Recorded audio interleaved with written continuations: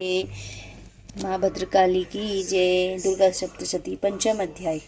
ऋषि बोले, प्राचीन समय में शुंभ निशुंभ दोनों असुरों ने बल के मद में आकर इंद्र का त्रिलोकी का राज्य और यज्ञों के भाग छीन लिए। उन्हीं दोनों ने सूर्य, चंद्रमा, कुबेर, यम, वरुण का अधिकार पा लिया। वायु एवं अग्नि का काम भी वे ही करने लगे। देवताओं को तो अपमानित करके, पराजित एवं राज्य भ्रष्ट करके स्वर्ग से निकाल दिया। जिनके अधिकार उन दो असुरों ने छीन लिए थे, वे सभी देवता अपराजिता देवी का स्मरण करने लगे। उस देवी ने तो हमें वर दिया हुआ है कि आपत्ति काल में मेरा स्मरण करने पर तुम्हारे संकट तत्क्षण दूर कर दूंगी। यही वर विचार करके गिरिराज हिमालय पर सभी देवता पहुंचे और वहां भगवती की स्तुति करने लगे। देवता बोले, देवी एवं महादेवी को नमस्कारो, शिवा को नमस्कारो, प्रकृति भद्रा को नमस्कारो। हम सनियम उस भगवती को प्रणाम करते हैं। दुर्गम संकट से पार कराने वाली, दुर्ग पारा, सार रूपा, सारा, सर्व कारणी, ख्याति कृष्णा धूम्रा देवी को नमस्कार हो। अत्यंत सुंदर एवं भयंकर रूप, जगत की प्रतिष्ठा रूपा कृति देवी को एवं संपूर्ण प्राणियों में विष्णु माया से शाब्दित है, उसी नमस्कार हो। जो देवी सभी प्राणियों में चेतना कही जाती है, जो देवी सभी प्राणियों में बुद्धि रूप में स्थित है, जो देवी सभी जंतुओं में शुद्धा रूप में स्थित है, जो देवी सभी जंतुओं में छाया रूप में स्थित है, जो देवी सभी प्राणियों में शक्ति रूप में स्थित है, उसे बार बार नमस्कार हो। जो देवी सभी प्राणियों में तृष्णा रूप में स्थित है, जो देवी सभी प्राणियों में क्षमा रूप में स्थित है, जो देवी सभी जंतुओं में जाति रूप में स्थित है, जो देवी सभी प्राणियों में लज्जा रूप में स्थित है, जो देवी सभी प्राणियों में शांति रूप में स्थित है, उसे बार बार नमस्कार हो। जो देवी सभी प्राणियों में श्रद्धा रूप में स्थित है, जो देवी सभी प्राणियों में कांति रूप में स्थित है, जो देवी सभी प्राणियों में शांति रूप में स्थित है, उसे बार बार नमस्कार हो। जो देवी सभी प्राणियों में श्रद्धा रूप में स्थित है, जो देवी सभी प्राणियों में कांति रूप में स्थित है, जो देवी सभी प्राणियों में लक्ष्मी रूप में स्थित है, जो देवी सभी प्राणियों में वृत्ति रूप में स्थित है, जो देवी सभी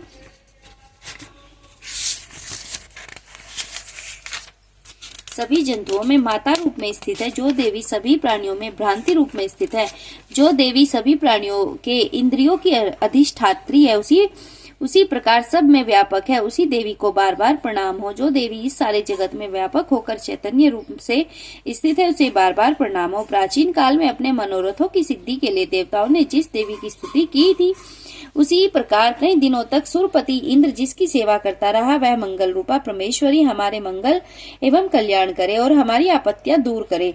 दुष्ट दैत्यों से संतापित हम संपूर्ण देवता जिस भगवती ईश्वरी को प्रणाम कर रहे हैं और जो भक्ति पूर्वक नर्मदा के स्वरूप मनुष्य द्वारा स्मरण की जाने पर उनकी सभी विपत्तियों का नाश कर देती है, वह हमारी सभी विपत्तियां दूर करे। ऋषि बोले, हे राजन, देवता लोग जब इस प्रकार भगवती की स्तुति कर रहे थे, उस समय श्री गंगा जी के जल में स्नान करने के लिए पार्वती जी वहां आई। उस समय सुंदर भुवों वाली पार्वती जी ने देवताओं से कहा कि आप लोग किसकी स्तुति कर रहे हो।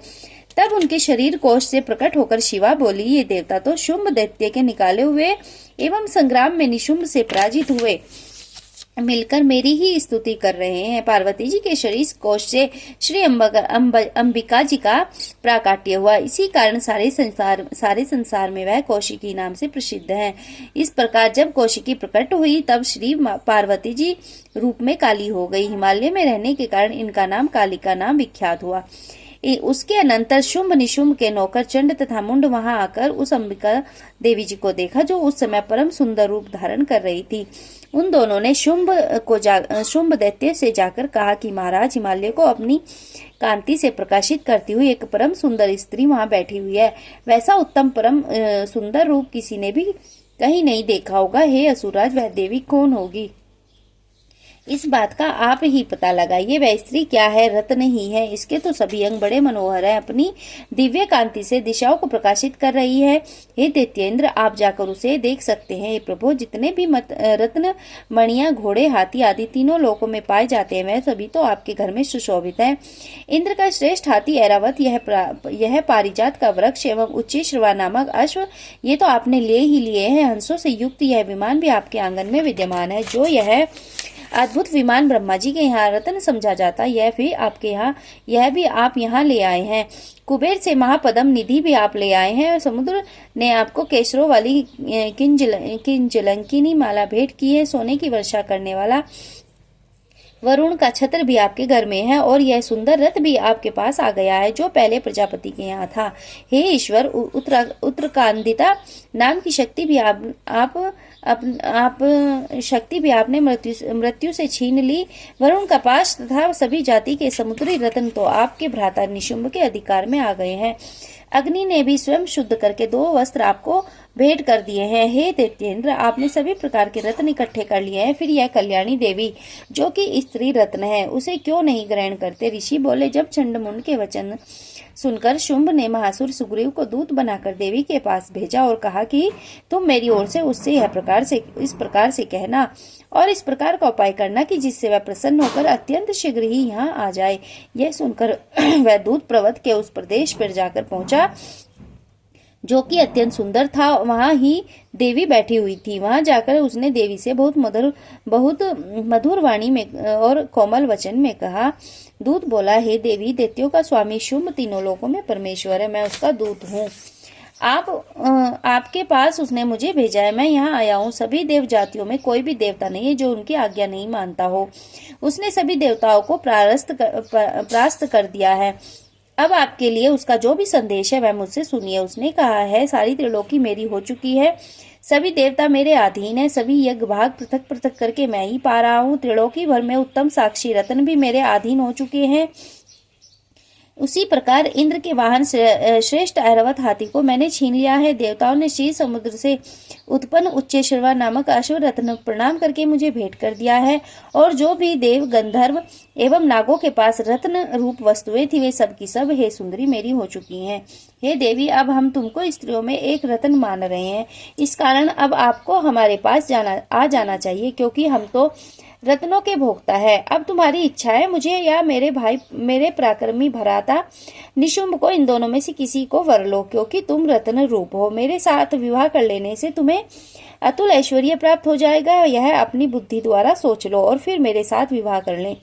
ऋषि बोले, जब इस प्रकार देवी से दूत ने कहा तब जगत को धारण करने वाली भगवती देवी जी गंभीर होकर मंद मंद मुस्कुराकर बोली, हे दूत, तुमने जो कुछ भी कहा है वह सत्य है, मिथ्या कुछ भी नहीं है। इसमें संदेह नहीं है कि शुंभ त्रिलोकी का स्वामी है और निशुंभ भी वैसा ही है, किंतु मैंने भी एक प्रतिज्ञा की हुई है, उसे किस प्रकार से मिथ्या करूं? अल्प बुद्धि के कारण मैंने जो प्रतिज्ञा ली है उसे सुनो। प्रतिज्ञा इस प्रकार है, जो मुझे युद्ध में जीत ले और मेरा अभिमान तोड़ दे और सारे संसार में मेरे समान बलधारी हो वह मेरा भर्ता हो सकता है। शुंभ आए अथवा महासुर निशुंभ आ जाए, मुझे जीतकर शीघ्रता से पानी ग्रहण करे, देर करने की आवश्यकता ही नहीं है।